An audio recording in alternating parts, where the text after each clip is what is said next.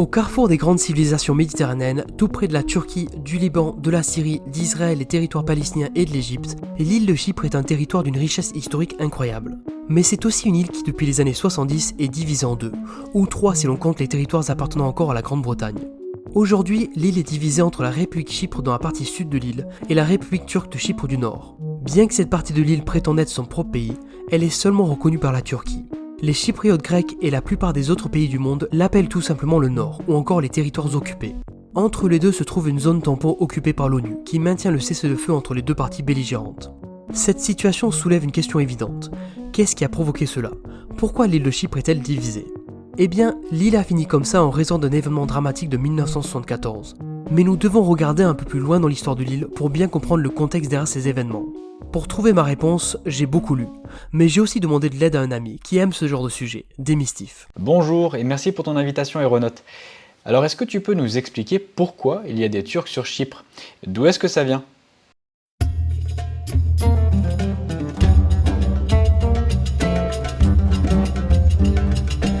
En 1571, l'île est conquise par l'Empire ottoman et pour la première fois depuis des centaines d'années, la démographie de l'île est passée d'une population grecque relativement homogène à une population incluant une importante minorité turque. Chypre a fait partie de l'Empire ottoman pendant des siècles, et le traitement des Chypriotes grecs a considérablement varié pendant toute cette période d'occupation. Il y a eu de nombreux soulèvements contre la domination ottomane. Les Grecs et les Turcs ont rarement vécu ensemble en harmonie. Dans les années 1820, la Grèce, également sous domination ottomane, mène avec succès une guerre d'indépendance. Les Chypriotes grecs se soulèvent au même moment, mais leur révolte est rapidement écrasée par les Ottomans.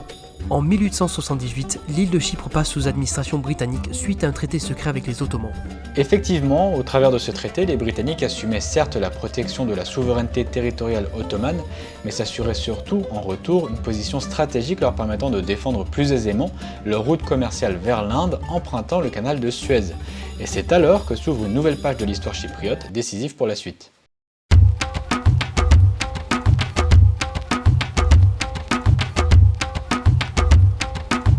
À la suite de l'entrée en guerre de l'Empire ottoman aux côtés de l'Allemagne, la Grande-Bretagne, ayant déjà établi une présence militaire et administrative sur l'île depuis le traité de 1878, décide d'annexer l'île et de la proposer à la Grèce en échange d'une alliance face aux Allemands.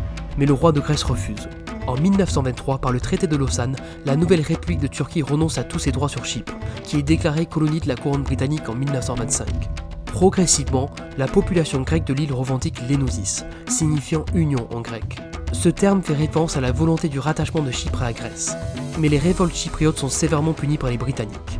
De fait, l'engagement durant la Seconde Guerre mondiale de nombreux volontaires chypriotes, qu'ils soient grecs ou turcs, dans les forces armées britanniques ne permet pas à l'île d'obtenir son autodétermination, qui est pourtant dans le même temps accordée à d'autres territoires de l'Empire britannique.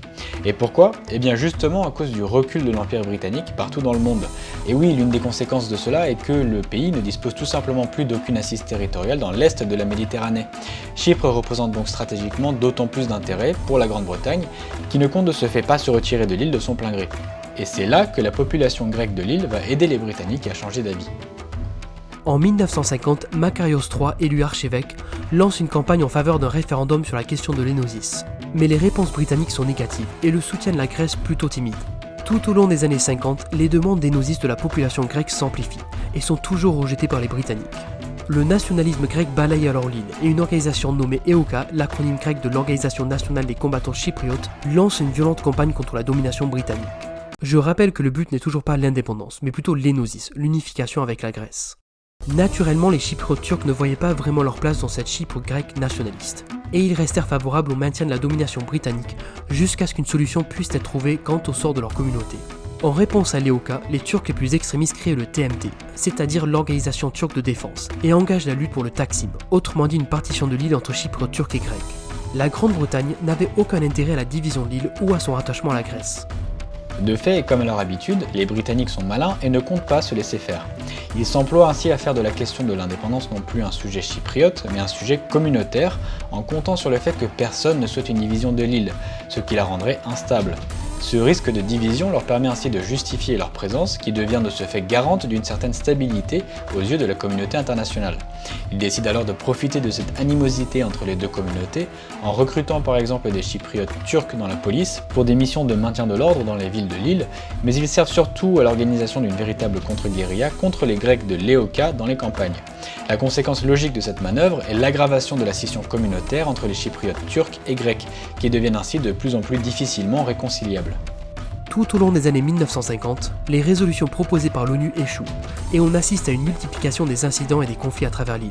Ces années sanglantes sont alors marquées par des successions d'attentats, de discussions infructueuses, d'accords manqués, de déportations, d'exécutions, de tortures, mais aussi de batailles féroces entre les Oka, les troupes britanniques et leurs alliés turcs. Enosis et Taksim apparaissent impossibles. Face à la pression internationale, la Grande-Bretagne décide que l'île ne sera pas unifiée avec la Grèce ou divisée, mais gagnerait son indépendance et que les deux communautés partageront le pouvoir.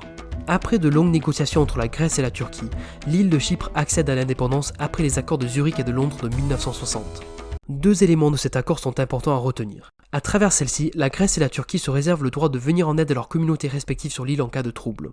Précision importante, le traité permet également à la Grande-Bretagne de garder une partie du territoire pour elle-même à des fins militaires.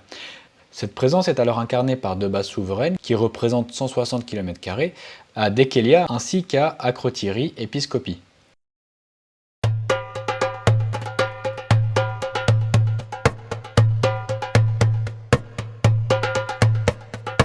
C'est ainsi que le traité de Zurich-Londres permet à Chypre de devenir une république indépendante le 16 août 1960. La nouvelle constitution impose un partage du pouvoir plus ou moins proportionnel à la population composée en gros à 70% de Grecs et 30% de Turcs. La nouvelle république devient membre des Nations Unies, du Conseil de l'Europe et du Commonwealth, ainsi que du mouvement des pays non alignés. Ces accords ne convainquent cependant pas vraiment les Chypriotes, ainsi les premières élections ne parviennent à intéresser que 40% des citoyens de l'île. Preuve du dégoût que beaucoup ont éprouvé pour une indépendance aux conditions dictées par les Britanniques. Les premières années de l'indépendance sont relativement paisibles, mais dès 1963, les choses recommencent à se détériorer. Le partage du pouvoir ne fonctionne tout simplement pas, et les représentants des deux communautés sont quasiment toujours en désaccord. Les Chypriotes grecs accusent les Chypriotes turcs de saboter le fonctionnement du gouvernement, et proposent que la constitution soit modifiée afin de contourner certains contrôles. En 1963, le président de la République de Chypre propose quelques amendements afin de faciliter le fonctionnement de l'État. Cette tactique, appelée le plan Akritas, qui, on ne va pas se le cacher, est clairement mise en place dans le but de réaliser l'Enosis, conduit les Chypriotes turcs à quitter le gouvernement pour ne jamais revenir. Les ministres turcs se retirent du cabinet et les fonctionnaires turcs quittent leurs fonctions au sein du gouvernement. La violence éclate de nouveau dans plusieurs parties de l'île.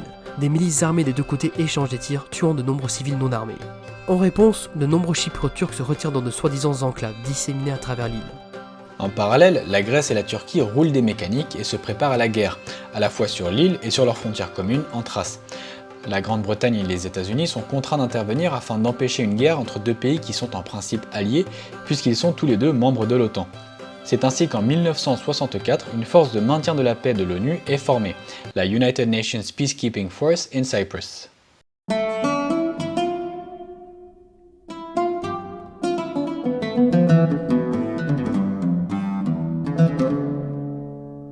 En 1967, une junte militaire prend le pouvoir à Athènes lors d'un coup d'état sanglant. Les colonels grecs commencent immédiatement à faire pression sur le président chypriote, l'archevêque Makarios III, pour l'unification avec la mère patrie. Makarios, plus trop en faveur de l'Enosis, en partie parce qu'il savait que cela conduirait à d'immenses problèmes avec la Turquie, résiste. Ainsi débutent des jeux d'espionnage désagréables, où la junte parraine des combattants grecs de l'Eoka pour qu'ils se rendent à Chypre et créent une nouvelle organisation, nommée EOKB, pour renverser le gouvernement chypriote. EOKB se cache dans l'ombre pendant des années, développant sa propre organisation et recrutant des membres de la garde nationale chypriote et de l'armée grecque dans son programme. En juillet 1974, il décide que le moment est venu et prennent le pouvoir, déposant Makarios et déclarant la République hellénique de Chypre, un état fantoche dont le seul objectif est de faire partie de la Grèce. They tried to kill me by attacking the presidential palace. They said over radio that I was dead. As you see, I am alive. Le chaos règne au fur et à mesure que le coup d'état progresse, avec des partisans de Makarios abattus dans les rues et de plus en plus de Chypriotes turcs fuyant vers les enclaves. Cependant, la nouvelle république ne dure que quelques jours avant que le pire scénario ne se produise. En juillet 1974, estimant que le coup d'État met en danger la population turque et invoquant la constitution chypriote, qui prévoit, pour rappel, une assistance de sa part en cas d'invasion, la Turquie lance son armée à l'assaut de l'île. D'abord peu nombreux, les 3000 soldats turcs rencontrent une vigoureuse résistance de la part des 2000 soldats du contingent de l'armée grecque et de la garde nationale chypriote qui compte quant à elle 12 000 hommes. Elle parvient malgré tout, en poussant fort, à s'emparer de 7% de l'île. Cependant, faute d'effectifs et matériel en nombre suffisant, la force turque peut alors encore être vaincue et repoussée.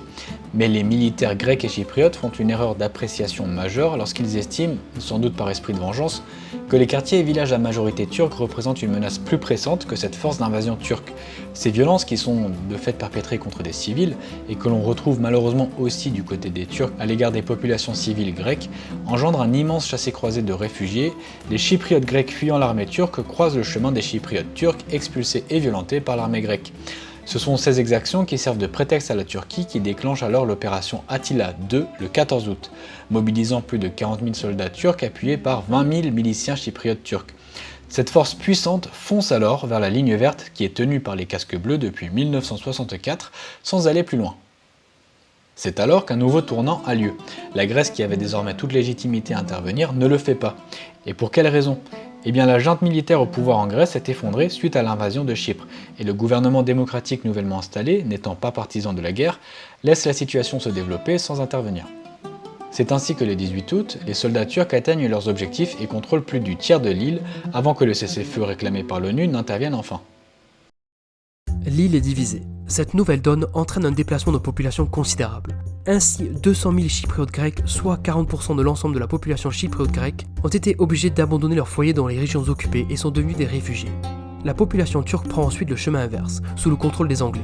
L'invasion de Chypre par la Turquie et l'occupation des 37% de son territoire, ainsi que la violation continue des droits fondamentaux du peuple de Chypre, ont été condamnés par la plupart des instances internationales, telles que l'Assemblée Générale des Nations Unies, le Mouvement des Pays Non Alignés, le Commonwealth et le Conseil de l'Europe.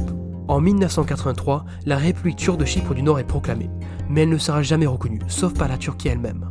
Très rapidement, la Turquie encourage près de 200 000 étrangers turcophones à venir s'installer dans la partie nord. C'est une infraction à la Convention de Genève sur les territoires occupés, et un casse-tête de plus. En gros, c'est là où nous en sommes aujourd'hui. Bien que le Nord puisse se considérer comme un pays, ce n'est officiellement qu'un territoire occupé, jusqu'à ce que Chypre et la Turquie puissent conclure un accord. Quant à l'avenir, de nombreux Chypriotes espèrent qu'un jour les deux communautés pourront enfin vivre en paix. Kyprios. Ούτε Ελληνοκύπριος, ούτε Τουρκοκύπριος. Kyprios. Chypre rejoint l'Union Européenne en tant qu'île divisée en 2004, 3 décennies après l'invasion. Les Chypriotes montrent leur intérêt pour l'UE, dont ils ont une image très positive. L'Union Européenne prône une solution basée sur une fédération bicommunale bizonale. Mais cette possibilité est diversement appréciée. On ne s'y oppose pas totalement, mais chacun demande des aménagements. De fait, en 2004, il y a eu un référendum concernant un plan de réunification de Chypre, appelé le plan Annan, qui a été largement refusé par les Chypriotes au sud, mais largement accepté au nord. Dans cette dernière partie de l'île, Mehmet Ali Talat a occupé la fonction présidentielle de 2005 à 2010. Fervent partisan de la réunification, Talat n'est cependant pas parvenu à faire avancer le processus de réunification, et ce malgré une reprise des négociations, notamment avec le communiste Dimitris Christofias, président de la République de Chypre, élu en février 2008. Mehmet Ali Talat, représentant de la République turque de Chypre du Nord autoproclamé, est battu aux élections d'avril 2010 par le nationaliste Dervi Eroglu, leader du Parti de l'Unité nationale.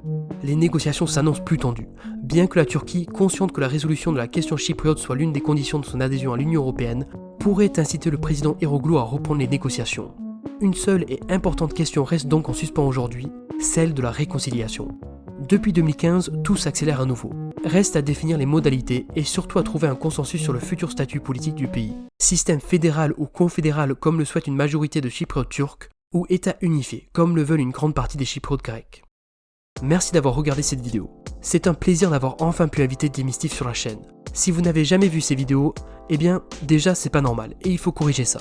Je vous invite à découvrir son travail, notamment l'échange inédit qu'il a réalisé avec la garde suisse pontificale. Merci beaucoup pour ces bons mots, Héronote. C'est toujours un plaisir de travailler avec toi et j'ai aucun doute que ça s'est vu dans ce documentaire. N'oubliez pas de soutenir la chaîne en partageant la vidéo, en mettant un pouce bleu et en laissant un petit commentaire. Dorénavant, vous pouvez aussi soutenir financièrement la chaîne. Si ça vous intéresse, je vous invite à faire un tour dans la description. Et en attendant, je vous dis à très bientôt pour de nouvelles histoires. This misleadingly tranquil scene is in Cyprus. Cyprus, the island of hate that so often, so quickly reverts to what it began as, the island of love. The island where Aphrodite, the Greek goddess of love, was born out of sea spray on this very beach.